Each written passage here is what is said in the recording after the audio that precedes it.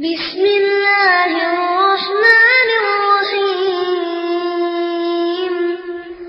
إذا جاء نصر الله والفتح.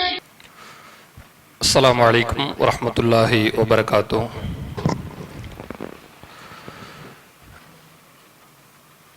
إن الحمد لله نحمده ونستعينه ونستغفره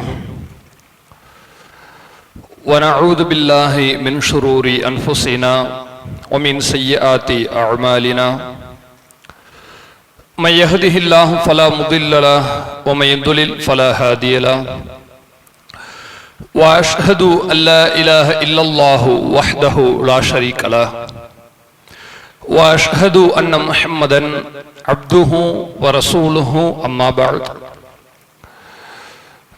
கண்ணியம் நிறைந்த எல்லாமுள்ள அல்லாஹுவின் நல்லடியார்களே, பெரியோர்களே, தாய்மார்களே, சகோதர சகோதரிகளே, அல்லாஹ் ரப்புல் ஆலமீன் இவ்வுலகில் நமக்கு வழங்கி இருக்கக்கூடிய அருட்கொடைகளிலேயே ஈடு இணை அற்றதும் மிக பெரியதுமாய் விளங்குகின்ற இஸ்லாம் என்கிற மார்க்கத்தினை நாம் அனைவரும் நம்முடைய வாழ்க்கை நெறியாக ஏற்றுக்கொண்டிருக்கிறோம். இந்த இஸ்லாமிய மார்க்கம் பல்வேறு விதமான நல் வழிகாட்டுதல்களை நமக்கு வழங்கி இருக்கிறது.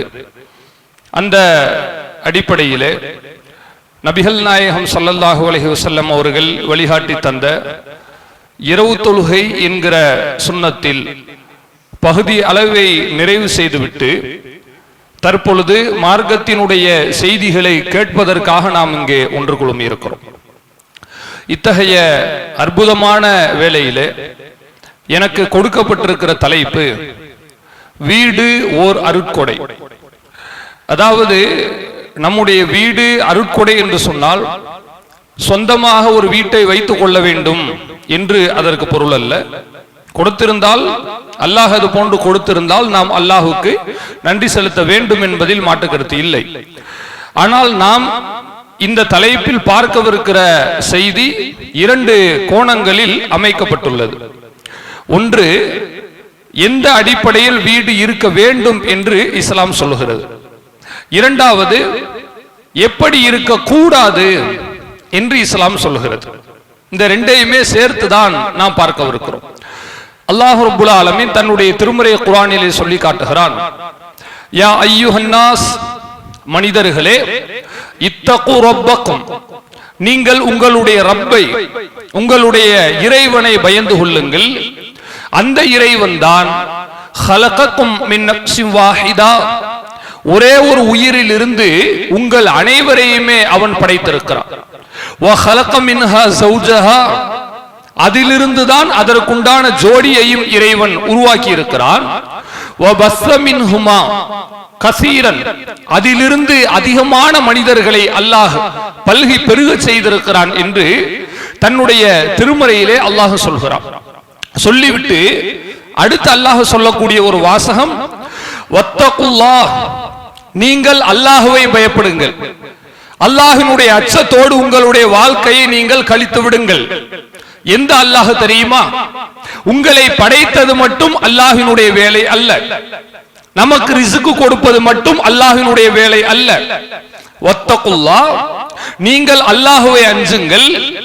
அல்லதி தஸாஅலூன பிஹி வல் அர்ஹாம், அல்லாஹ் ரப்புல் ஆலமீன் எது குறித்து கேள்வி கேட்பானோ, மேலும் உறவுகள் குறித்தும் அல்லாஹ் கேட்பான் இல்லையா, அந்த அல்லாஹ்வை நீங்கள் பயப்படுங்கள். இன்னல்லாஹ கான அலைக்கும் ரகீபா, அல்லாஹ் ரப்புல் ஆலமீன் உங்கள் மீது கண்காணிக்க கூடிய, உங்களை 24 மணி நேரமும் பார்க்கக்கூடிய, ஒரு நிமிடம் கூட மீதம் இல்லாமல் நம்மை தொடர்ந்து உற்று நோக்கக்கூடிய ஒரு கண்காணிப்பாளனாக ரகீபாக இருக்கிறார். குர்ஆனில் அல்லாஹ் சொல்கிறார்.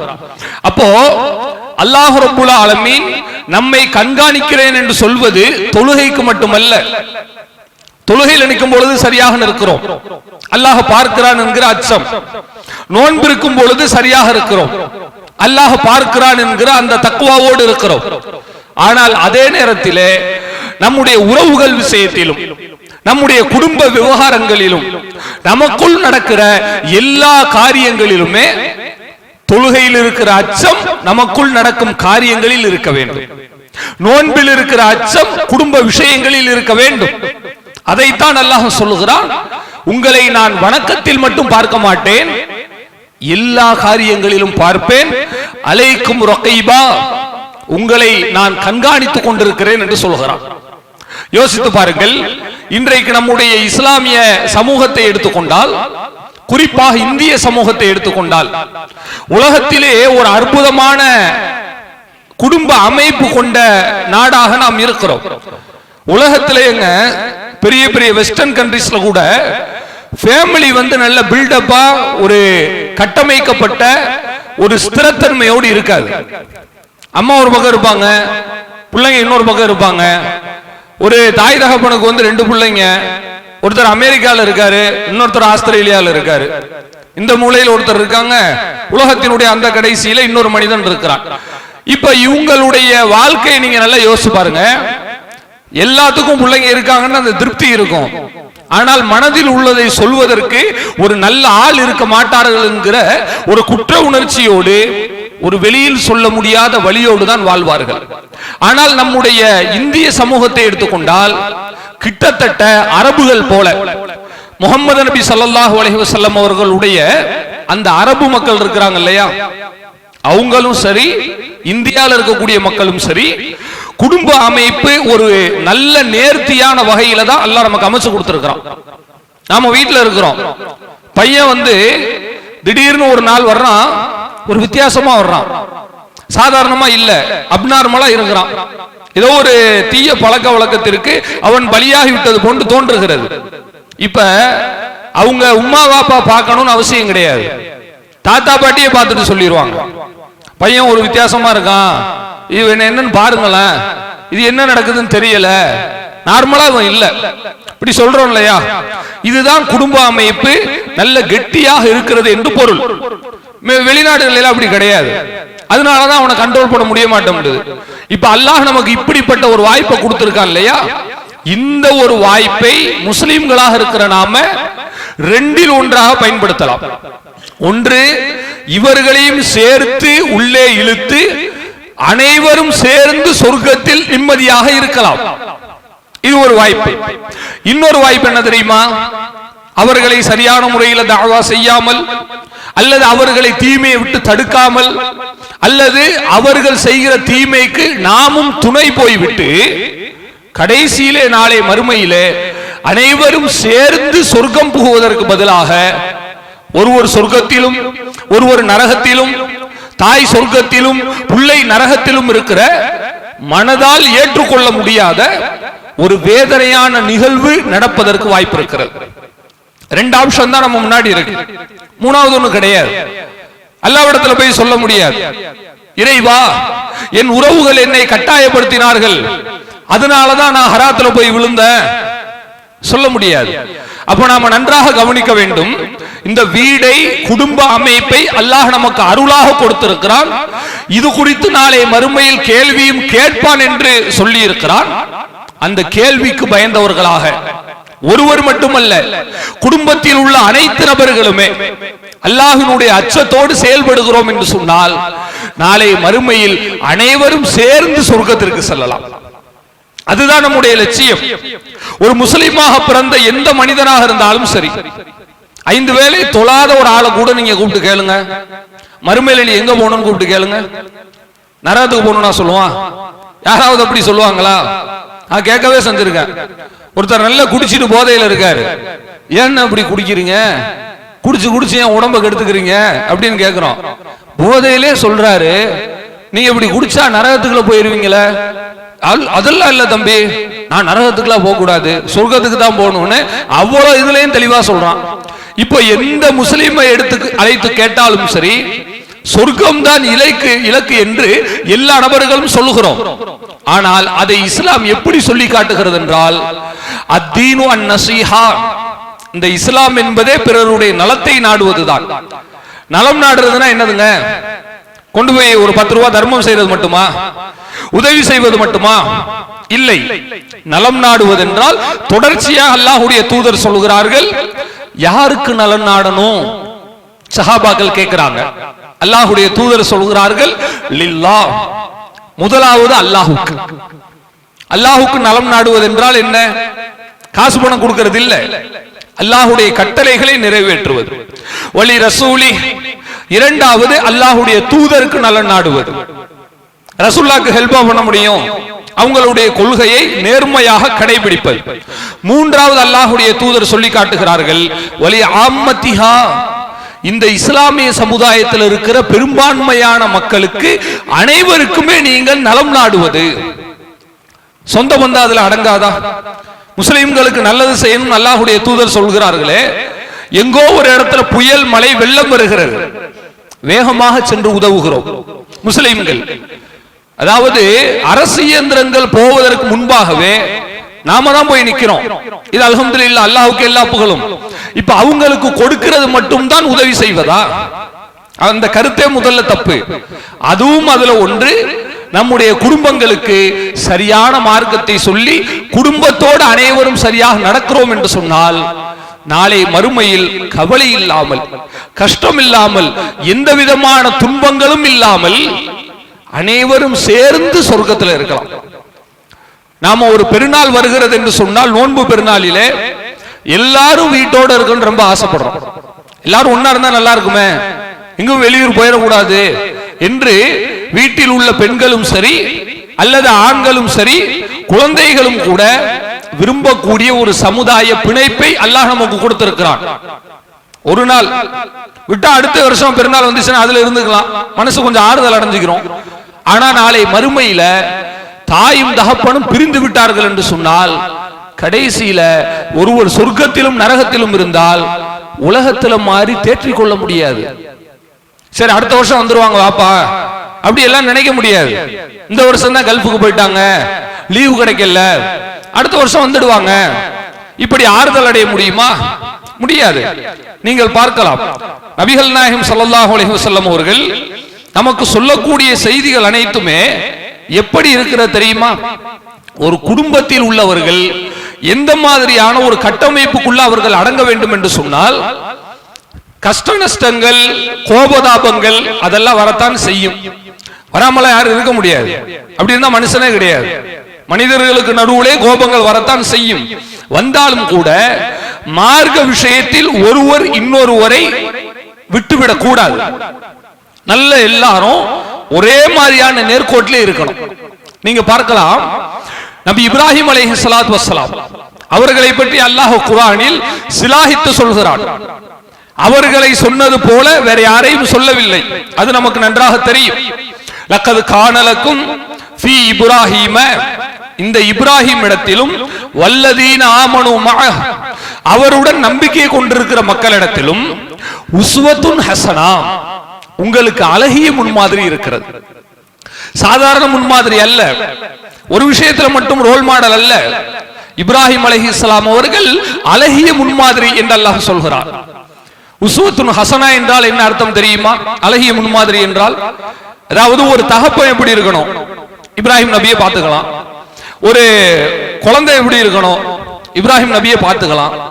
ஒரு தாய் எப்படி இருக்கணும், இப்ராஹிம் நபியை பார்த்துக்கலாம். இப்ராஹிம் நபி ஆண் தான், ஆனால் ஒரு பெண்ணுக்குண்டான அந்த தாய்மை பண்பு, ஈவு இரக்கம் எல்லாம் அப்படியே இப்ராஹிம் நபி இடத்துல பார்க்கலாம். சில ஆளுக்கு நம்ம சமுதாயத்திலே பார்க்கலாங்க, ஆண்கள் ஜென்ஸ் குழந்தை வாங்கும் போது அப்படி நல்ல அழகா வாங்குவாங்க, பாத்துறீங்களா? ஏன்னா அவங்களுடைய மனசுல அந்த பண்பு இருக்கிறது, ஒரு இரக்கம், ஒரு பண்பு இருக்கும். வாங்க தெரியாதால எப்படி வாங்குவாங்க? தலை எனக்கு பயமா இருக்கு கொடுக்காதீங்க அப்படின்னு சொல்லுவாங்க. சில ஆண்கள் அழகா குழந்தையை வாங்குறாங்கன்னா இவர்களுக்கு ஈவிரக்கம் நல்ல அதிகமா இருக்குன்னு அர்த்தம், புரிஞ்சுக்கலாம் அதை வச்சு. இப்ப இப்ராஹிம் அலைஹிஸ்ஸலாம் அவர்கள் ஒரு தாய் எப்படி இருக்க வேண்டும் என்பதற்கு எடுத்துக்காட்டாக இருக்கிறார் பாருங்கள். அதாவது தன்னுடைய மனைவியோடு ஒரு மன்னனிடம் அவர்கள் அகப்பட்டுக் கொள்கிறார்கள். அந்த மன்னன் ஒரு வித்தியாசமான ஆள் போல. எப்படின்னு கேட்டா, சாதாரணமா அவன் இருப்பாங்க.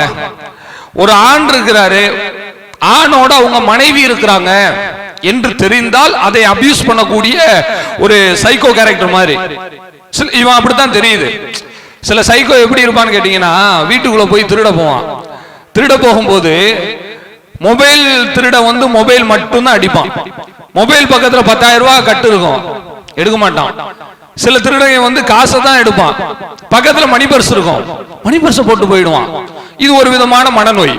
இப்ப இந்த மனநோயாளி என்ன செய்வான்னு கேட்டீங்கன்னா, மனைவியாக இருந்தா அபியூஸ் பண்ணிடுவான், அக்கா தங்கச்சியா இருந்தா விட்டுருவான்ற மாதிரி ஹதீஸிலே வருகிறது. இப்ப இந்த நேரத்துல இப்ராஹிம் அலைஹிஸ்ஸலாம் அவர்கள் இவனை புரிந்து கொண்டு இது என்னுடைய சகோதரி தான் சொல்லிவிட்டார்கள்.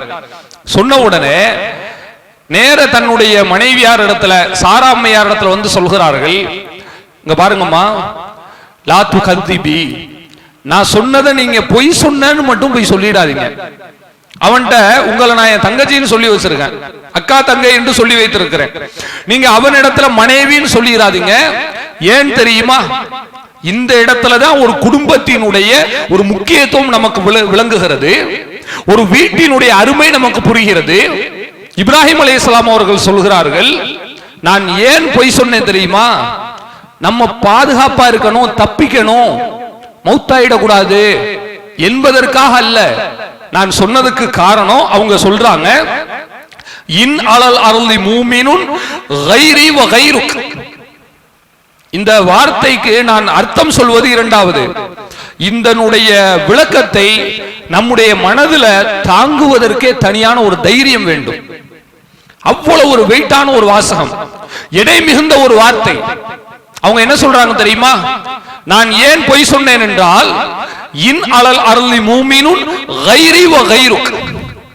பாருங்கம்மா, உன்னையும் என்னையும் தவிர இந்த உலகத்திலேயே முஸ்லிம் என்று வேறு யாருமே கிடையாது. இந்த மாதிரி நம்ம இருந்தா எப்படி இருப்போம்னு யோசிச்சு பாருங்க. கணவன் மனைவி மட்டும் அல்லது ஒரு நண்பர்கள் மட்டும், 2 பேர் மட்டும் தான் உலகத்திலே முஸ்லிம். ஊர்ல இருக்க எல்லாரும் நமக்கு ஆப்போசிட்டா நிக்கிறான், நாம என்ன செஞ்சாலும் நாம மட்டும் தான் செய்யணும். இப்படிப்பட்ட ஒரு சூழ்நிலை இருந்தால், அதாவது பிசிக்கலா டயர்ட் ஆகிறது, ரெண்டாவது மென்டலி நம்ம தோத்துருவோம். ஏன்னா அனாதையாக நிற்பது போல இருக்கிறது அல்லவா. யாருமே நமக்கு கிடையாது, யாருமே வந்து பார்க்கவும் மாட்டாங்க, சப்போர்ட்டர்ஸ் இல்ல, அடிச்சா தூக்குறது கூட ஆள் இல்ல. இப்ப எதுக்கு நம்ம இருக்கணும்? இவ்வளவு உறுதியா நம்ம இருக்கணுமா? சில நேரத்தில் நமக்கு மனது இயற்கையாக சோர்வடைகிறது. ஏதாவது ஒரு தவறான காரியங்களில் நம்முடைய உறவுகள் ஈடுபடுகிறார்கள் மார்க்கத்திற்கு மாற்றமாக என்று சொன்னால், உடனடியாக அதிலிருந்து மனம் வெறுத்து அந்த பகுதியில் போய் விழுக்கூடிய காட்சியை நாம் பார்க்கிறோம். அவ்வளவுதான், நம்ம எல்லாம் ஒன்றும் செய்ய முடியாது. ஊர்ல இருக்க குடும்பத்தில் இருக்க எல்லாரும் ஒரே மாதிரி இருக்காங்க, நான் மட்டும் எதுக்கு தனியா நிக்கணும் என்று கேட்டு விழக்கூடிய காட்சியை நாம் பார்க்கிறோம். அப்படிப்பட்ட சூழ்நிலையில நாம் இப்ராஹிம் அலைஹிஸ்ஸலாம் அவர்களை கவனிக்க வேண்டும். அவங்க சொன்ன வாசகத்தை கவனிங்க, இன் அலல் அருளி முஃமினுன் கைரி வ கைருக். உன்னையும் என்னையும் தவிர இந்த பூமியில வேறு முஸ்லீமே கிடையாது. 2 பேர் தான். என்ன ஆனாலும் சரி, எனக்கு நீங்க தான், உங்களுக்கு நான் தான். இதனாலதான் அவங்க என்ன செய்யறாங்கன்னா, நாம சாக பிறந்தவர்கள் அல்ல, நாம் வாழ்ந்து நம்முடைய குடும்பத்தை விருத்தியாக்கி அல்லாஹ் ரப்புல் ஆலமீனுடைய மார்க்கத்தை கடைபிடிக்கக்கூடிய சந்ததியை உருவாக்க வேண்டும் என்று நினைத்தார்கள். அல்லாஹ் ரப்புல் ஆலமீன் அப்படியே ஆக்கி கொடுத்தான். சாரா அம்மையார் மூலமாக தான் இஸ்ஹாக் என்கிற அற்புதமான குழந்தை அல்லாஹ் கொடுத்தான். அவர்கள் மூலமாக தான் யாக்கூப் என்கிற நபியினுடைய வாரிசுகளை கொடுத்தான். அந்த யாக்கூப் என்கிற நபியின் வாரிசு மூலமாக தான் யூசுப் என்கிற ஒரு மிகப்பெரிய வரலாற்றுக்கு சொந்தக்காரரான அழகிய மனிதராக இருக்கிற, அழகிய வரலாற்றை கொண்டிருக்கிற அற்புதமான நபியை அல்லாஹ் கொடுத்திருக்கிறான். இதுல இருந்து அல்லாஹ் என்ன சொல்ல வரான் தெரியுமா? நீங்க கரெக்டா நடந்தீங்கன்னா உங்க பிள்ளைங்களே நான் கரெக்டா வைப்பேன். அதான் அல்லாஹ் நமக்கு ஒரு சமிக்கையை கொடுக்கிறான். இப்ராஹிம் நபி அவ்வளவு கஷ்டப்பட்டாங்க, தன்னுடைய குடும்பம் நல்லா இருக்கணும், மார்க்க அடிப்படையில் இருக்கணும் என்று நினைத்தார்கள்.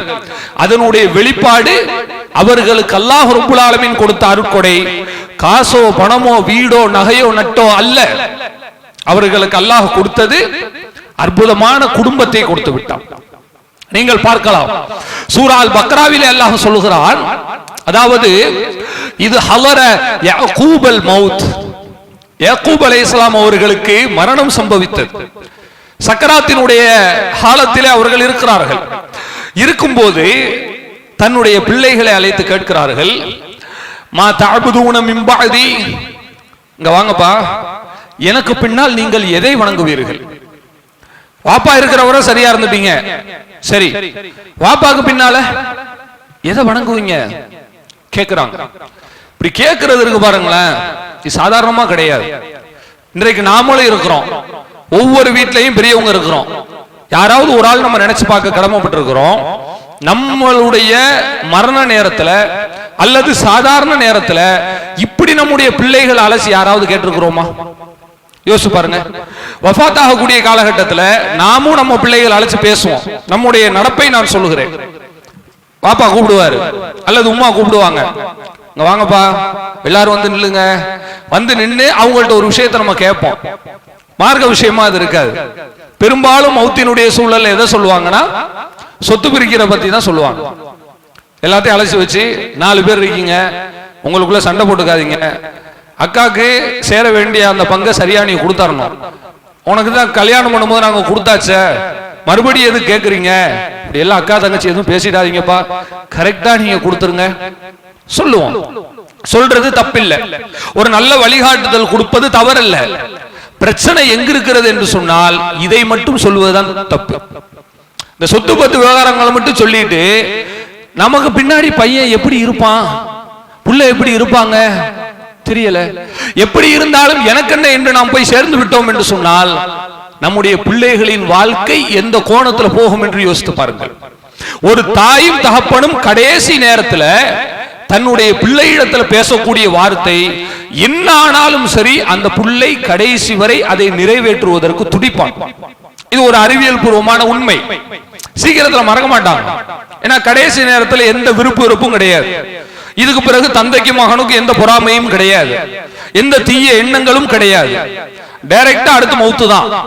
பாப்பா சொன்னதை செய்யணும், அந்த முகப்பத்தோடு தான் இந்த பையன் இவனுடைய மௌத்து வரை நீடிப்பான்.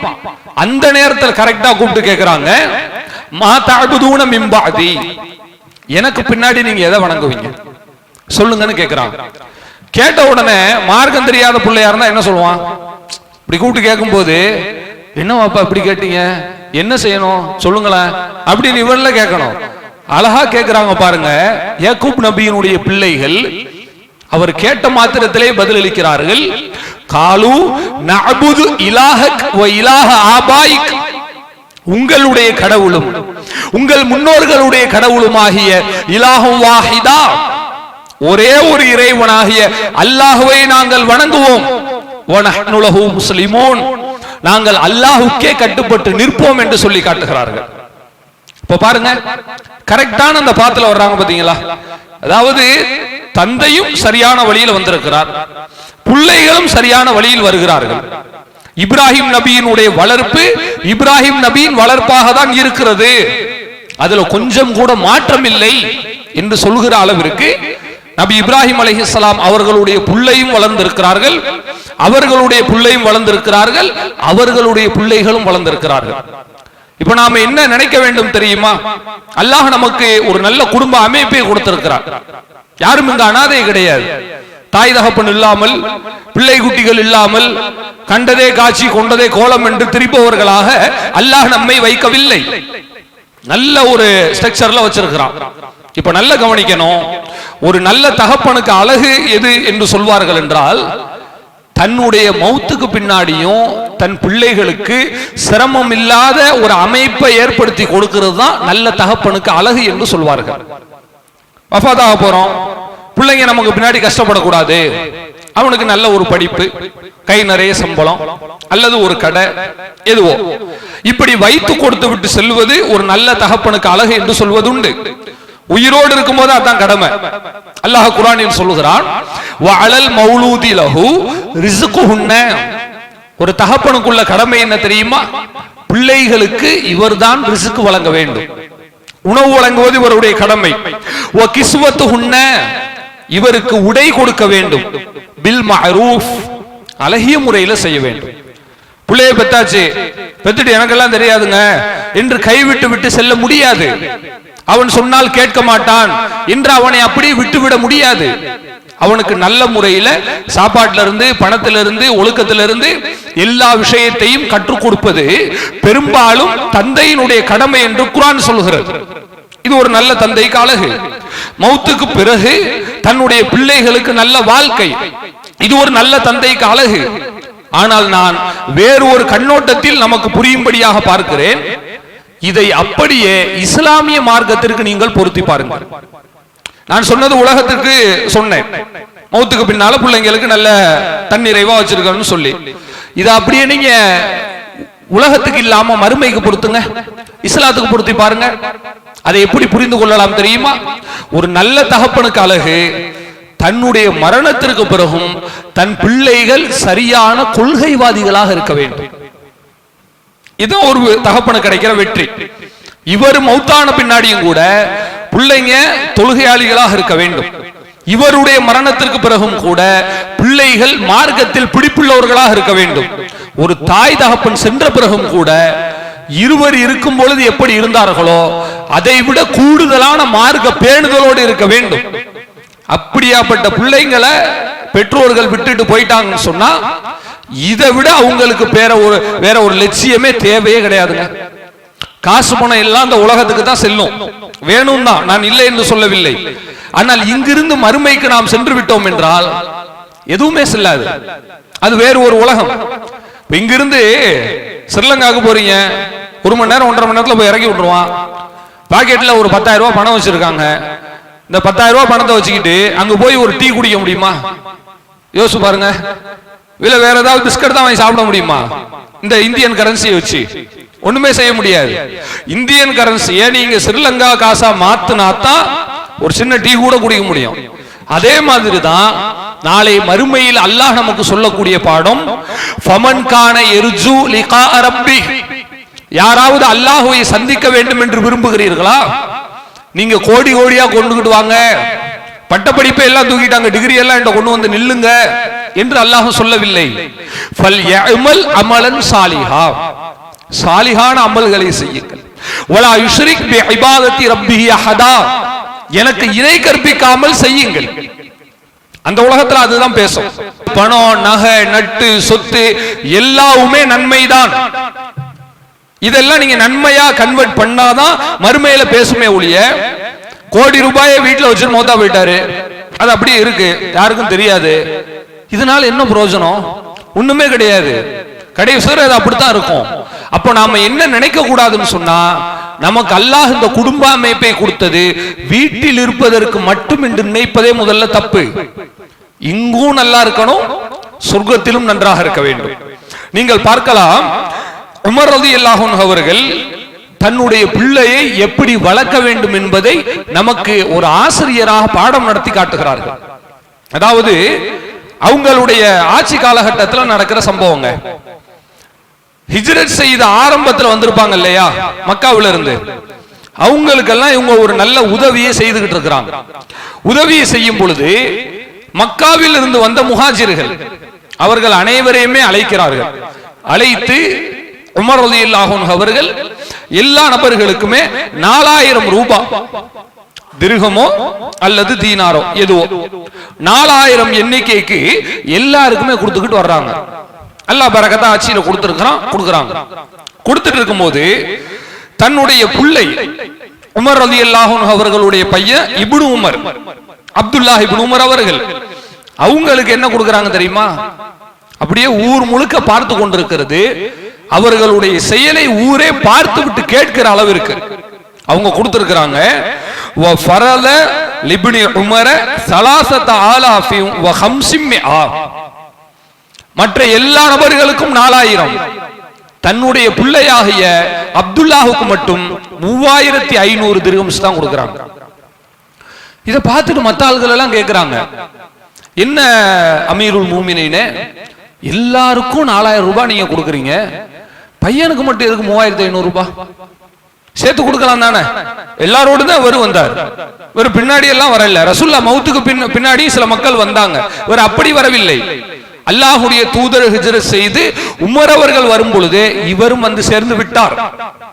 அப்ப கேட்கிறாங்க, உங்களோட தானே வந்தாங்க, இவர்களுக்கு மட்டும் ஏன் குறைவு என்று கேட்கிறார்கள். அப்போ உமர் உங்களுடைய வாசகத்தை நீங்க நல்லா கவனிக்கணும். இன்னமா ஹாஜர பிஹி அபவா, இவரை ஹிஜ்ரத் செய்து அழைத்து வந்ததெல்லாம் அவர்களுடைய பெற்றோர்கள் தான். தனியா வரல இல்லையா? பெற்றோர்கள் வரும் பொழுது, அதாவது நான் வரும் பொழுது, என்னுடைய மனைவி வரும் பொழுது நான் சேர்த்து அழைத்து கொண்டு வந்தேன். லைஸஹுவ கமன் ஹாஜர பி நப்சி, எனவே தனித்து ஹிஜ்ரத் வந்தவர்களும் இவரும் ஒன்று கிடையாது. ரெண்டு பேருக்கு வித்தியாசம் இருக்கு. தனியா வந்தவங்க அவங்களா எஃபோர்ட் போட்டு வந்தாங்க, அவங்களுடைய சிரமத்துல அவங்களுடைய முயற்சியில வந்து சேர்ந்தாங்க. ஆனா உமராகிய என்னுடைய பிள்ளை அப்துல்லா அவர்கள் நான் தான் அழைத்து வந்தேனே ஒழிய அவராவா வந்தாரு இல்லதானே என்று சொல்லி 500 ரூபாய் அப்படியே கட் பண்ணிடுறாங்க. நீங்க நல்ல கவனிங்க, இன்றைக்கு நம்முடைய பிள்ளைகளுக்கு தேவையான பொருள்களை கொடுக்க வேண்டும், அதுல மாட்டு கருத்து இல்லை. அவர்களுக்கு தேவைப்படக்கூடிய சாதனங்களை வாங்கி கொடுக்க வேண்டும், அதை வேண்டாம் என்று சொல்லவில்லை. சில நேரங்களிலே நாம் அவர்களின் மீதான பாசத்தின் வெளிப்பாட்டால், தப்பான எண்ணத்துல கிடையாது, பையன் தப்பா போகணும்னு கிடையாது, பாசத்தின் பிரியத்தின் வெளிப்பாடாக அவர்களுக்கு நாம் கொடுக்கக்கூடிய அந்த செல்லங்களும் அவர்களுக்கு கொடுக்கக்கூடிய அதிகமான உரிமைகளும் அவர்களுடைய வாழ்க்கை வேறு பாதையில் செல்வதற்கு உதவியாக மாறிவிடக் கூடாது. தேவையை கொடுக்குறாங்க பாருங்க. உமரவங்களோடவா பிள்ளை வளர்க்க முடியும் சொல்லுங்க? தன்னுடைய பிள்ளை அழைச்சிட்டு அவங்க மக்காவில இருந்து போகும் பொழுது மக்கத்து காபீர்கள் உமர் அவர்களை தாக்குவதற்கு வந்தார்கள். இவங்க பேசின பேச்சுல கேட்டுட்டு ஓடிதான், ஆஹா உமர் மேல கை வைக்க கூடாது என்று பயந்து ஓடினார்கள். அந்த அளவுக்கு தன்னுடைய பிள்ளையை ஒரு எப்படி அழகான ஒரு தாய் தன்னுடைய பிள்ளையை பாதுகாக்குமோ அது போல பாதுகாத்தார்கள். இப்படிப்பட்ட ஒரு மாமனிதர் தான் தன்னுடைய பிள்ளைக்கு குறைவா கொடுக்கிறாங்க. காரணம் அவருக்கு அது போதும், இதுக்கு மேல வேண்டாம். தேவைக்கு கொடுப்பதுதான் நல்லதே ஒழிய தேவைக்கு மிஞ்சினால் பணமாக இருந்தாலும் சரி, நாம் கொடுக்கிற பிரியங்களாக இருந்தாலும் சரி, அனைத்துமே தவறாக போய் முடியும் என்பதை உமர் அவர்கள் தன்னுடைய வாழ்க்கையில் காட்டி தந்திருக்கிறார்கள். இன்றைக்கு நீங்கள் பாருங்கள், நம்முடைய சமூகத்துல, இஸ்லாமிய சமூகத்துல இங்கு யாரும் நாம் அப்படி இருக்க மாட்டோம் என்று நான் நம்புகிறேன். ஆனால் வெளியில நம்முடைய இளைஞர்கள், இன்றைக்கு இஸ்லாமிய இளைஞர்கள் சொல்வதற்கே மிகவும் வேதனையாக இருக்கிறது, கஞ்சா போன்ற மிக மோசமான பழக்கங்களுக்கு அடிமையாக இருப்பதை நான் பார்க்கிறோம். இது காரணம் என்ன நினைக்கிறீங்க? ஒண்ணு இல்லாம சும்மா போய் அவனால் சாப்பிட முடியுமா சொல்லுங்க? ஏங்க நம்ம நாட்டில் எல்லாமே கிடைக்குங்க, கல்வியும் கிடைக்கும், கள்ளச்சாராயமும் கிடைக்கும், நல்லதும் கிடைக்கும், கெட்டதும் கிடைக்கும். எதை தேர்வு செய்வது என்பது மனிதனுடைய ஒரு மூளைக்குள் தான் இறைவன் வைத்திருக்கிறான். எல்லாமே கண்ணு முன்னாடி இருக்குதான். இது ஒண்ணும் கல்ஃப் இல்ல. இங்க வந்து நம்ம பயப்படாம போறதுக்கு வந்து இஸ்லாமிய நாடு அல்ல, இங்க எல்லாமே கிடைக்கிறது. இப்போ நம்முடைய குழந்தைகளை சரியாக வளர்ப்பதில் நாம் செய்கிற மிகப்பெரிய ஒரு தவறு, தேவைக்கு மிகுதியாக பொருளாதாரத்தை கொடுப்பது. தேவைக்கு கொடுக்கலாம், தப்பில்லை. அவனுக்கு 100 ரூபாய் தேவைப்படுற இடத்துல 2000 ரூபாய் கொடுக்கும் போது அவன் என்ன செய்யறான்? 1900 ரூபாய் பாக்கி இருக்கு. இது என்ன செய்யறது? வேற ஏதாவது தப்பான வழியில கொண்டு போய் அவன் வந்து செலவழிக்கிறத பாக்குறோம். அதனுடைய வெளிப்பாடு தான் நல்லா படிச்சு நல்ல ஒரு ஃபியூச்சர் உள்ள பசங்கள் எல்லாம் போதை பழக்கத்துல விழுந்து தேவையற்ற பழக்க வழக்கங்கள், என்டர்டைன்மெண்ட், ட்ரெண்டிங், அது இது டஸ் புஸ் இங்கிலீஷ்ல சொல்லிடுவான். சொன்ன உடனே போய் விழுந்துறத நம்ம பார்க்கிறோம். ஆக உமர் அவர்களுடைய வாழ்க்கையை பார்த்து தாயும் தகப்பனும் நாம் படிக்க வேண்டிய பாடம், நம்முடைய பிள்ளைகளுக்கு தேவையானதை கொடுத்தால் நம்முடைய வீடு ஒரு அருட்கொடையாக மாறுகிறது. தேவைக்கு மிகுதியாக நாம் அவர்களுக்கு செய்தோம் என்று சொன்னால் அவர்கள் தவறான வழியில் செல்வதற்கு அது ஒரு காரணமாக மாறிவிடும் என்று நாம் புரிந்து கொள்ள முடிகிறது. இப்ப உமர் அவங்களுடைய இந்த வளர்ப்பு எப்படிப்பட்ட பிள்ளையை உருவாக்கி நீங்க பாருங்களேன். அப்துல்லாஹ் பின் உமர் அவர்கள் அவங்க சொல்றாங்க, நான் ஒரு முறை மஸ்ஜிது நபவியிலே படுத்து உறங்கி கொண்டிருந்தேன். என்னுடைய திருமணத்திற்கு முன்பு வரை பள்ளிவாசல்ல தான் படுத்திருப்பேன். அப்துல்லாஹ் பின் உமர் அவர்கள் சொல்லி காட்டுகிறார்கள், கல்யாணத்துக்கு முன்னாடி வர ஊர்ல அப்துல்லா பின் உமரை காணன்னு வச்சுங்களேன், எங்கேயும் போய் தேடலாம் வேணாம். நீங்க நேரம் என்ன பண்ணணும், பள்ளியில போய் பாருங்க, பையன் இருப்பாரு. அந்த மாதிரி ஒரு பையன், தங்கமான பையன். சில பசங்களை பார்த்தா நமக்கு தோணும், இந்த மாதிரி புள்ள இருந்தா நல்லா இருக்குமே அப்படின்ற மாதிரி தோணும். சில ஆட்களை பார்த்தா என்ன தோணும், தெருவுக்குள்ளேயே 60ல முறுக்கிக்கிட்டு வரான்னு வைங்க, பைக்க சர்ன்னு போறான். ஆளை பார்த்தோன்னா என்ன பயங்கரமான ஆளா இருப்பான் போல, என்ன பேண்ட்டும் சட்டையும் ஒரு வித்தியாசமா இருக்கு என்பது போல ஒரு தோற்றமே வித்தியாசமாக இருந்தால் ஊர்ல உள்ளவங்க என்ன சொல்லுவாங்க, இவன மாதிரி இருந்துராதப்பா என்று சொல்வது இயல்புதான். இப்ப இப்னு உமர் எப்படி இருக்காங்கன்னு கேட்டா, இவங்கள மாதிரி எல்லா பிள்ளைங்களுக்கும் அட்வைஸ் பண்ற அளவுக்கு நடந்துக்கிறாங்க. பள்ளியில் இருக்கிறாங்க. இருக்கும் பொழுது அவர்கள் சொல்கிறார்கள், பாருங்கள், நான் ஒரு நாள் கனவு கண்டேன்.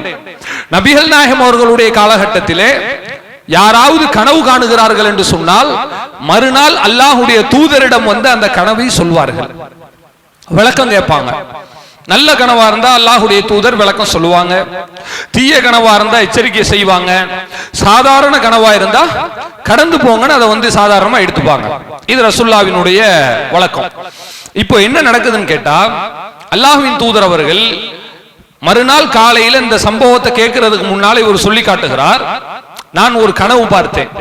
கனவுல நான் தூங்கிக் கொண்டிருக்கும் பொழுது 2 வானவர்கள் என்னை வந்து அப்படியே அழைத்து செல்கிறார்கள். மேல அழைச்சிட்டு போறாங்க. அழைச்சிட்டு போய் பார்த்தா இருக்கிற இடமும் நரகமாக இருக்கிறது. நரகத்தில் கொண்டு போய் நிப்பாட்டிட்டாங்க போல. இவங்க சொல்றாங்க, அந்த நரகத்தினுடைய உட்பகுதியிலே நான் ஒரு சுவற்றை பார்த்தேன். அந்த சுவரு அதனுடைய ஓரத்தில் மிகப்பெரிய ஒரு கோபுரம் போல ஒரு தூண் இருக்கிறது. இந்த அதற்கு எதிர் திசையிலும் மிகப்பெரிய ஒரு தூண் இருக்கிறது. ஒரு கிணறு மாதிரி இருக்கு, 2 சைடுலயும் பாத்தீங்கன்னா தூண் மாதிரி இருக்கிறது அமைப்பு. அந்த கிணற்றுக்குள்ளாக நான் எட்டி பார்க்கிறேன். எட்டி பார்த்தால் எனக்கு தெரிந்த மனிதர்களே நிறைய பேர் அந்த நரகத்தில் கிடக்கிறார்கள். தெரியாத ஆளுக்க கிடையாதுங்க, சொந்த பந்தம், தெரிஞ்சவங்க, பழக்கம், நண்பர்கள், இவங்க தான் கிடக்குறாங்க. பார்த்த உடனே இவங்க பயந்துட்டாங்க. பயந்துட்டு இவங்க சொல்றாங்க, அஊது பில்லாஹி மினன்னார், இந்த நரகத்தை விட்டு யா அல்லாஹ் உன்னிடத்துல நான் பாதுகாவல் தேடுகிறேன். அஊது பில்லாஹி மினன்னார், உன்னிடத்துல நரகத்தை விட்டு பாதுகாவல் தேடுகிறேன். 2 முறை 3 முறை சொல்கிறார்கள். சொன்ன உடனே இப்ப இப்னு உமர் ரலியல்லாஹு அன்ஹு அவர்கள் இப்படி சொல்கிறார்கள். சொல்லிக் கொண்டிருக்கும் பொழுது இவங்களை அழைச்சிட்டு போன 2 மலக்கு, 2 பேர் இடத்துலயும் இன்னொரு மலக்கு வந்து சொல்கிறாராம், இது இவருக்கானது கிடையாது, இது வெல்ல, பயப்பட வேண்டாம், இந்த இடத்துக்கு நீங்க போக போறது இல்ல, நீங்க நினைக்கிற மாதிரி கிடையாது, வாங்க வேற இடத்துக்கு போவோம் என்று அவர்களை அழைத்து சென்று விட்டார்கள். இது விடியற்காலை எழுந்து தன்னுடைய கனவை அல்லாஹ்வுடைய தூதர்கிட்ட போய் சொல்லலாம் என்று அல்லாஹ்வுடைய தூதர்கிட்ட இப்னு உமர் அவங்க போறாங்க. போகக்கூடிய நேரத்தில் ரசூலுல்லாஹ் வீட்டுல இல்ல. ஹப்ஸா அம்மையார் இப்னு உமர் அவர்களுடைய சகோதரி அவர்கள் தான் இருக்கிறார்கள். இப்போ அவங்கள்ட்ட போய் சொல்லிட்டாங்க. ரசூலுல்லாஹ் வரவும் ஹப்ஸா அவர்கள் இதையும் அவங்க இடத்துல சொல்றாங்க. சொன்ன உடனே அல்லாஹ்வுடைய தூதர் அருமையான வாசகத்தை சொல்கிறார்கள், நிஅமர் ரஜுலு அப்துல்லாஹ், மனிதர்களிலேயே சிறந்தவர் அப்துல்லாஹ் பின் உமர் தான். அருமையான பையன், தவறான ஆள் இல்ல. அவர் கனவு கண்ட மாதிரி பயப்பட வேண்டிய அவசியம் அல்ல. நரகத்திற்கெல்லாம் அவர் போய்விட மாட்டார், நல்ல மனிதர் தான். லவ்கானை யுஸல்லி பில்லைல், ஆனால் இரவு நேரத்துல தொடர்ச்சி அவங்க தொழுதா நல்லா இருக்குமே. இரவு தொழுகை சொல்லி காட்டுறாங்க. ரசூலுல்லாஹ்வினுடைய ஸ்பெஷாலிட்டி என்ன தெரியுங்களா? ஒரு ஆள்கிட்ட வந்துங்க 9 நல்ல பழக்கம் இருக்கு, ஒரே ஒரு தீய பழக்கம் இருக்குன்னு சொன்னா அப்படித்தான் அந்த பையன் உன்னை ஒண்ணுமே செய்ய முடியாது, இப்படி விட்டுட்டு போயிட மாட்டான். அந்த 9 நல்ல பழக்கங்களோடு சேர்த்து ஒன்றையும் சரியாக மாற்றி அதை 10ஆக நிவர்த்தி செய்ய பார்ப்பார்கள். இது ரசூலுல்லாஹ்வினுடைய ஸ்பெஷாலிட்டி. இதுக்கு ஒரு உச்சகட்ட சகிப்புத்தன்மை இருந்தாதான் அப்படி செய்ய முடியும் வைங்களேன். சாதாரணமான சராசரி மனிதர்களால் அப்படி செய்ய முடியாது. இப்போ இந்த மாதிரி அல்லாஹ்வுடைய தூதர் அவங்க சொன்ன உடனே அப்துல்லாஹ் பின் உமருடைய பையன் சாலிம் இப்னு அப்துல்லா என்கிற ஒரு அற்புதமான ஒரு பையன், அந்த சாலிம் அவர்கள் சொல்கிறார்கள், என்னுடைய தகப்பனார் அப்துல்லாஹ் அவர்கள் இந்த விஷயத்தை அல்லாஹ்வுடைய தூதரிடம் இருந்து கேள்விப்பட்ட நாளிலிருந்து இரவு நேரத்துல குறைவாக தான் தூங்குவார்கள், நிறைவாக வணக்கம் செய்வார்கள், அவர்கள் இரவு தொழுகையை விட்டதே கிடையாது என்று சொல்கிறார்கள். யோசிச்சு பாருங்க, இவர் இப்படி இருக்கிறதுக்கு என்ன காரணம்? திடீர்னு உங்களுக்கு மூளையில ஊத்துச்சா? இல்ல அமெரிக்கால போய் இஸ்லாமிக் கோர்ஸ் போய் படிச்சுட்டு வந்தாங்களா? வேற என்னங்க பண்ணாங்க? ஒண்ணும் இல்ல, சாதாரணமா இருக்கிறாங்க. இருக்கக்கூடிய சூழ்நிலையில அவருடைய தகப்பனார் போட்டு கொடுத்த பாதை, அவருடைய தாயார் கற்றுக் கொடுத்த ஒழுக்கம், அந்த ஒழுக்கம் எப்படி வேலை செய்கிறது என்றால், அவர்கள் கவனிக்காமல் இருந்தாலும் கூட பையன் கரெக்டான ரூட்ல போய்கிட்டே இருக்கார். பள்ளிவாசலில் அதிகமாக தன்னுடைய நேரத்தை செலவழிக்கிறார். இளம் வயதிலே அவரே சொல்றார், இளம் வயசுல இப்படி நடந்துச்சுன்னு சொல்றாங்க. கனவு கண்டு சும்மா ஏதோ கனவு வந்திருக்கும் போல அப்படின்னு கிராஸ் பண்ணி போயிடாம அது அல்லாஹுடைய தூதர்கிட்ட போய் விளக்கமும் கேட்கிறாங்க. அல்லாஹுடைய தூதர் நல்ல நன்மாராயமும் சொல்கிறார்கள். சொன்ன உடனே லவ்கானை சல்லி பில்லை, இரவு தொழுகை தொடர்ச்சியா தொழுதா நன்றாக இருக்குமே. அதிலிருந்து அப்துல்லாஹ் அவர்கள் தொடர்ச்சியாக இரவு தொழுகையை தொழுகிறார்கள் என்றால் நமக்கு என்ன புரிகிறது தெரியுமா? உமர் அவர்களுடைய வார்ப்பு உமரின் வார்ப்பாகத்தான் இருக்கிறது, கொஞ்சம் கூட வழி பெறவில்லை என்பதை நாம் பார்க்கிறோம். ஒரு நல்ல தகப்பனுக்கு அழகு மரணத்திற்கு பிறகு மறுமையினுடைய நாளிலே நம்முடைய பிள்ளை அதிகமான நன்மை செய்திருக்கிறார், மிகப்பெரிய நன்மைக்கு சொந்தக்காரராக மாறிவிட்டார். ஊரில் உள்ள உலகத்தில் உள்ள பல்வேறு நபர்கள் நன்மை செய்வதற்கு நம்ம புள்ள காரணமாயிட்டான். இதை விட மிகப்பெரிய ஒரு ஆத்ம திருப்தி, ஒரு லட்சியம் ஒரு தகப்பனுக்கு ஒரு தாய்க்கு வேறு எதுவுமே இருக்க முடியாது. வேற என்னங்க அசட்டு, வேற சொத்து எதுவுமே கிடையாது. சில நேரத்தில் நம்ம நினைப்போம் நம்மளுடைய சொத்து பத்தி என்பது காசு பணம் என்று மட்டும் நினைக்கிறோம். அந்த கருத்தே முதல்ல தப்பு. நம்முடைய சொத்து என்பது நம்முடைய பணமோ நகையோ வீடு வாசலோ கடை கண்ணிகளோ மட்டுமல்ல, இந்த இஸ்லாமும் நம்முடைய சொத்து தான். நாம ஆக்சிடென்டலா இஸ்லாத்துல பிறந்தரல. நீங்க ஏன் முஸ்லீமா பிறந்தீங்க, எங்க வாப்பா முஸ்லீம் உம்மா முஸ்லீம் அப்படி நினைக்கிறதே முதல்ல தவறு. அதாவது நபிமார்கள் தன்னுடைய பிள்ளைகளுக்கு சொல்கிறார்கள்,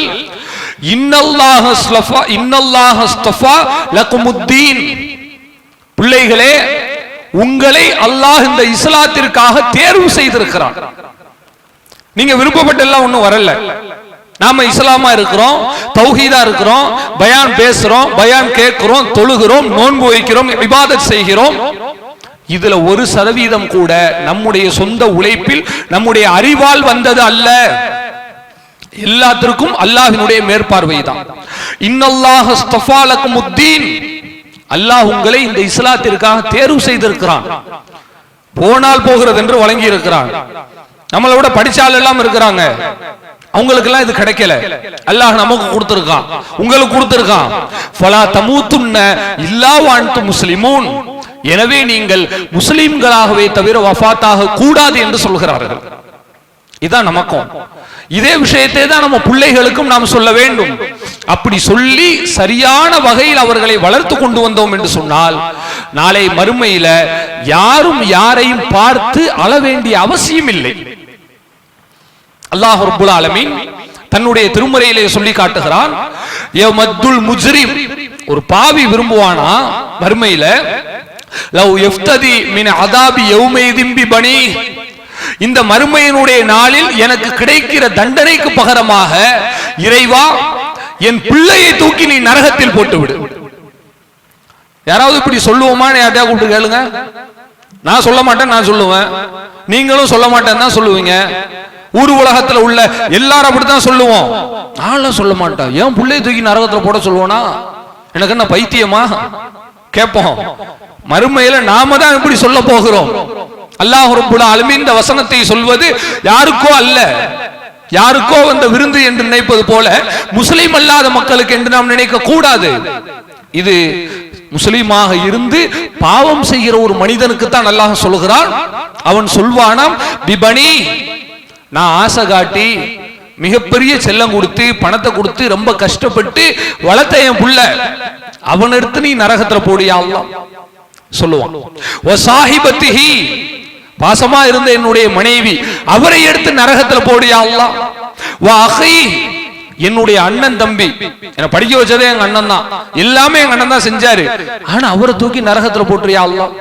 மனைவியாக இருந்தால் கணவனை, சகோதரியாக இருந்தால் சகோதரனை மாற்றி மாற்றி சொல்வார்கள். வ ஃபஸீலத்திஹி அல்லதி துவி, எனக்கு அடைக்கலம் கொடுத்த எஜமானை தூக்கி நீ நரகத்தில் போட்டு விடியா அல்லாஹ். வேலை கொடுத்தாரு கஷ்டப்படும் பொழுது, அவர் வேலை கொடுத்து எனக்கு நல்ல பொருளாதாரம் கிடைச்சுதான் நான் இடம் வாங்கினேன், வீடு கட்டினேன், எல்லாம் செய்தேன், அந்த என்னுடைய கஃபீல தூக்கி நீ நரகத்துல போட்டுறியா அல்லாஹ். போதலையா? வமன் ஃபில் அர்தி ஜமீஆ, உலகத்தில் உள்ள எல்லா மனிதர்களையும் தூக்கி நீ நரகத்தில் போட்டு விடியா அல்லாஹ். கடைசியில் அவன் கேட்பானா, சும்ம யுஞ்சி, என்னை மட்டும் நீ காப்பாற்றி விடு.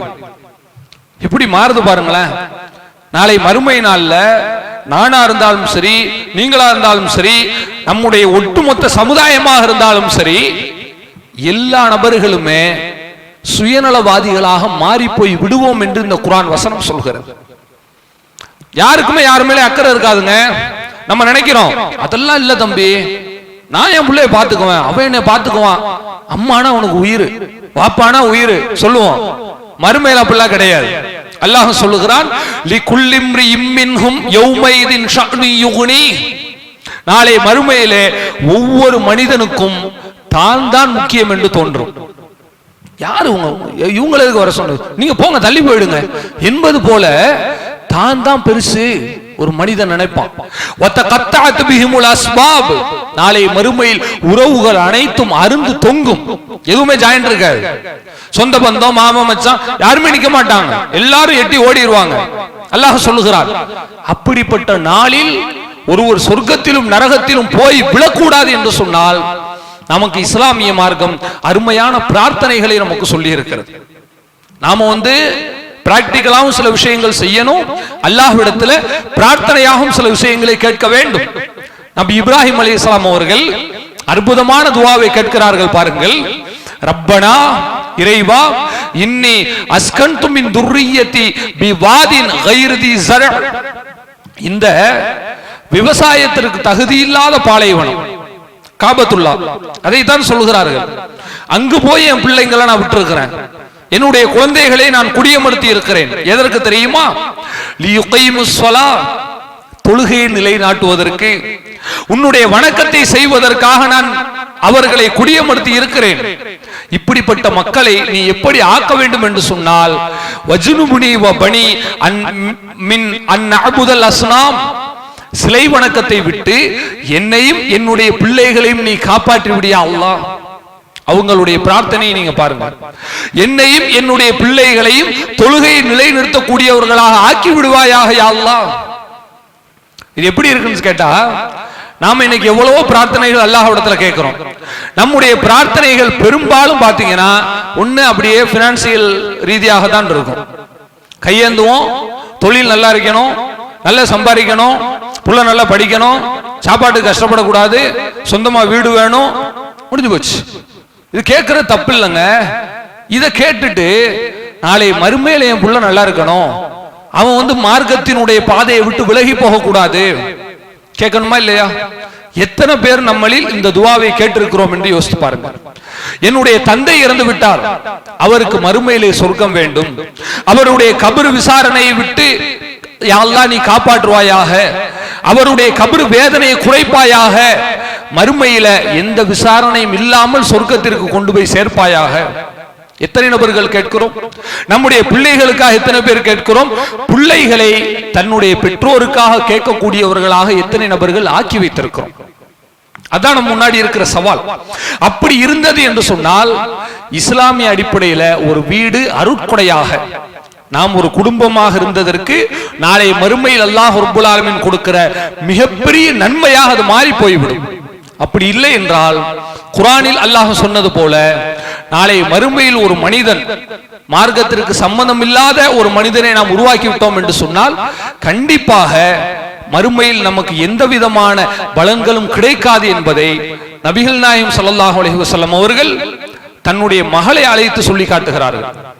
ஃபாத்திமா அம்மையார் அவர்களை அழைத்து ஒரு முறை சொல்லுகிறார்கள், யா ஃபாத்திமா, என்னுடைய அருமை மகளே, சலி மிம்மா ஷிக்தி, உனக்கு என்ன வேண்டுமோ எல்லாவற்றையும் கேள். காசு வேணுமா, பணம் வேணுமா, இல்ல வேற ஏதாவது காரியங்கள் வேணுமா, எல்லா விஷயத்தையும் கேட்டுக்கொள். ஆனால் நாளை மறுமையில் உன்னை என்னால் காப்பாற்ற முடியாது. உலகத்தில் முடியும், மறுமையில உனக்கு ஏதாவது பிரச்சனைன்னு சொன்னா நான் உன்னை காப்பாற்ற முடியுமா? முடியாதுமா, இங்கேயே சரி பண்ணிக்கங்க சொல்றாங்க. தன்னுடைய மகள் ஃபாத்திமா அம்மையாரை அழைத்து மரணத்திற்கு முன்னால் ஒரு வாசகத்தை சொன்னார்கள், அதுதான் ரொம்ப முக்கியமானது. ஃபாத்திமா அம்மையார ரசூல் அழைக்கிறாங்க, அழைச்சு ரெண்டு விஷயம் பேசுறாங்க. முதல்ல சொல்லுகிற செய்தி, அதை கேட்ட உடனே ஃபாத்திமா அவர்கள் அழுகிறார்கள். ஆயிஷா நாயகி அதை பார்த்துட்டாங்க. இரண்டாவது ஒரு செய்தியை சொல்கிறார்கள், லேசாக ஒரு புன்னகையோடு சிரிக்கிறார்கள். அதையும் பார்த்துட்டாங்க. பார்த்துட்டு ஆயிஷா அம்மையார் அவங்கள அழைச்சு கேட்கிறாங்க, ரசூலுல்லாஹ்வினுடைய வஃபாத்துக்கு அப்புறம், இங்க வாங்க, நீங்க முதல்ல அழுதீங்கல்ல, ஏன் அழுதீங்க? லிம தபிக்கி, எதுக்காக அழுதீங்க? அவங்க நான் ரகசியம் சொல்ல மாட்டேன்னு சொன்னாங்க. கடைசியில் அவங்க திரும்ப திரும்ப கேட்கிறத சொல்லிட்டாங்க. அவர்கள் சொல்லுகிறார்கள், என்னுடைய தகப்பனார் ஒரு செய்தியை சொன்னார்.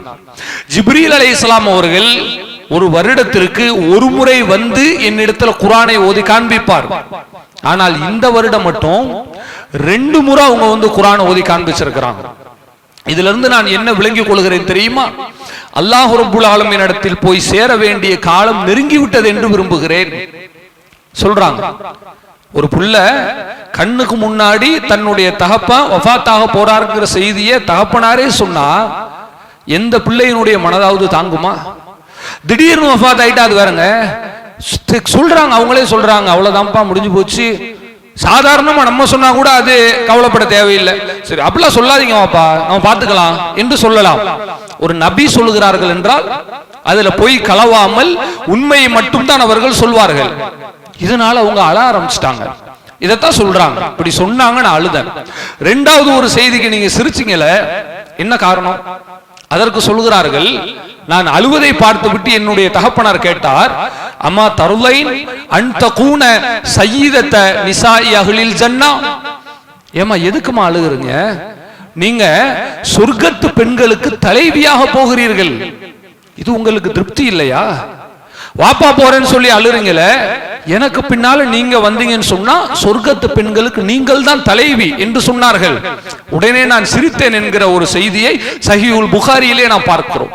அப்போ ஒரு பெண், ஒரு பிள்ளை தன்னுடைய வாப்பாக்கு இதுதான் நடக்க போகுது என்று தெரியும் பொழுது கூட அல்லாஹ்வுடைய தூதர் சொல்கிறார்கள், இத்தக்ல்லாஹ், நீ அல்லாஹ்வுடைய அச்சத்தோடு இரு, வஸ்பிரி, பொறுமை காத்துக்கொள், வேற எதுவும் நீங்க கவலைப்பட்டு எதுவும் சொல்லிடாதீங்க சொன்னாங்க. அதே மாதிரி ஃபாத்திமா அம்மையார் அந்த வழியிலேயே இருந்ததை நாம் பார்க்கிறோம். எனவே நம்முடைய குடும்பத்தை அல்லாஹ் நமக்கு கொடுத்த மிகப்பெரிய ஒரு அருளாக நினைத்து, மீண்டும் நான் சொல்லுகிறேன், நம்முடைய காசு பணம், நம்முடைய நகை நட்டு மட்டும் நம்முடைய சொத்து அல்ல, இந்த இஸ்லாமிய மார்க்கம் நம்முடைய சொத்து தான். நம்முடைய சொத்துக்களை எப்படி நம் பிள்ளைகளுக்கு கொண்டு போய் சேர்க்கிறோமோ அதுபோல இந்த இஸ்லாமிய மார்க்கத்தையும் தூய்மையாக கொண்டு போய் சேர்த்து, இந்த இஸ்லாத்தை நம்முடைய பிள்ளைகள் சரியாக கடைபிடிக்கிறார்களா, இபாதத்துகளில் சரியாக இருக்கிறார்களா, மற்ற எல்லா காரியங்களிலும் நேர்த்தியாக அவர்கள் நடக்கிறார்களா, தன்னுடைய உறவுகள் குர்ஆன் ஹதீஸுக்கு கட்டுப்பட்டு நடக்கிறார்களா என்று பார்ப்பது நம்முடைய கடமை.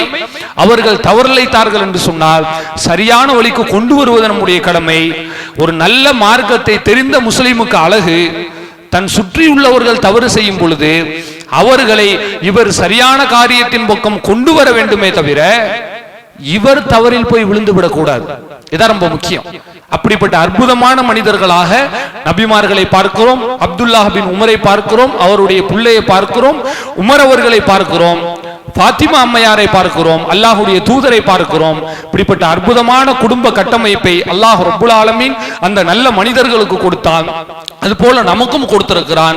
எனவே தாயும் தந்தையும் பிள்ளைகளுமாக வாழக்கூடிய நாம் இஸ்லாமிய அடிப்படையிலே வாழ்ந்து ஒவ்வொரு தாயும் தகப்பனும் தன்னுடைய மரணத்திற்கு பிறகும் தன்னுடைய பிள்ளை இஸ்லாமிய அடிப்படையில் வர வேண்டும் என்பதை ஒவ்வொரு நேரத்திலும் நினைவூட்டி, குறிப்பாக மரணத்திற்கு முன்பு நபி இப்ராஹிம் அலைஹிஸ்ஸலாம் அவர்கள் போல, யாக்கூப் அலைஹிஸ்ஸலாம் அவர்கள் போல நினைவூட்டி விட்டு சென்று நாளை மறுமையில் குடும்பத்தோடு சொர்க்கம் செல்லக்கூடிய ஒரு அழகிய குடும்பமாக அல்லாஹ் ரப்புல் ஆலமீன் நம் அனைவரையும் ஆக்கி அருள் புரிவானாக. வாஹிர் தஅவானா அனில் ஹம்துலில்லாஹி ரப்பில் ஆலமீன்.